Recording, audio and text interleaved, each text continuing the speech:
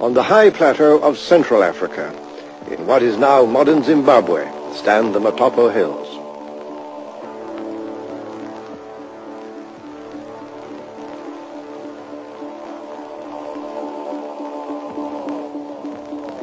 Large numbers of leopards inhabit these rock formations, which in their strange mystery and shape seem to take us back to the carvings of ancient African history.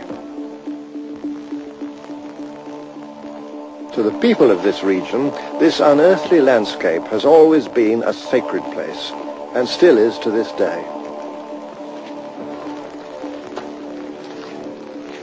Tucked away in these Matopo hills, there are messages from the very dawn of history.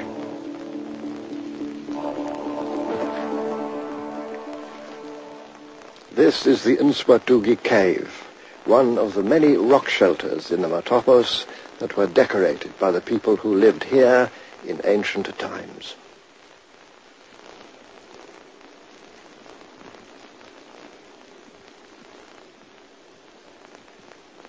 These truly marvelous rock paintings were inspired by motives that we don't know. Probably there was a variety of motives, as with all great art.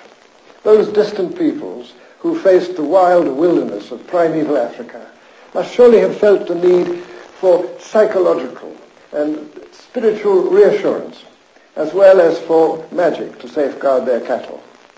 And their artists of long ago clearly loved to portray the animals they knew. The land was ideally suited by its climate for man and beast to prosper. And even today, perhaps 3,000 or 4,000 years later, it's easy to recognize duiker, kudu, antelope, and giraffe.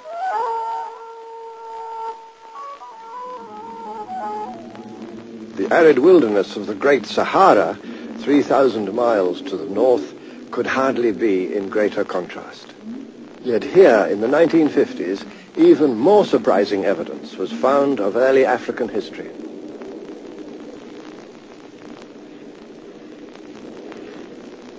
Today the place belongs to the creatures of the desert, lizards, scorpions, and snakes that can survive the searing temperatures of this thirsty land, one of the driest and most desolate regions on Earth. Water is the rarest and most precious commodity. Yet even here it must once have flowed in abundance.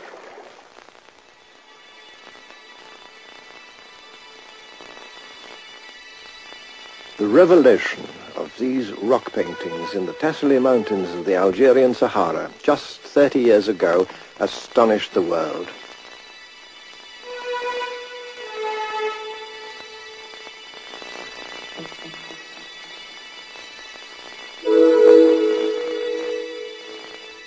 Whole communities of people who were obviously African in origin had created marvelous galleries of ancient art depicting most vividly the life of the Green Sahara as it must once have been.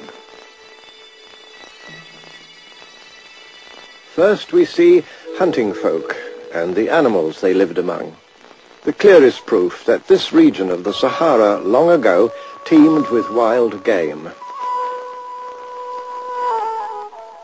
The earliest paintings may be 7,000 or 8,000 years old. But not all the people who inhabited this huge region were nomadic hunters.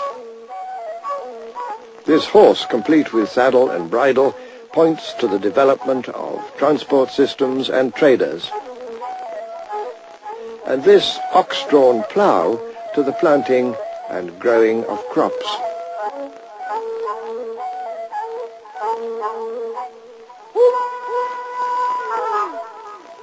Whether for war or sport, elaborate chariots came into use, while the clothing of these people bears a striking resemblance to the tunics of ancient Egypt.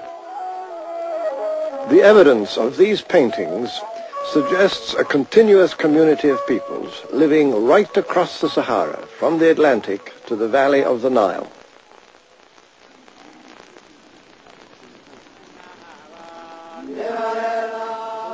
Then, some 4,500 years ago, the climate began to undergo a disastrous change.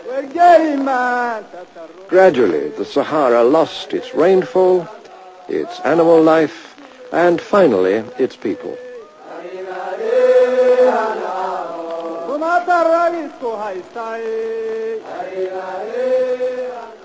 Abandoning their increasingly arid pastures, more and more people from the Sahara had to join their forerunners and follow the trails in search of a secure supply of water. Some headed for the tropical rainforests which lay to the south and west. Others moved east towards the valley of the River Nile.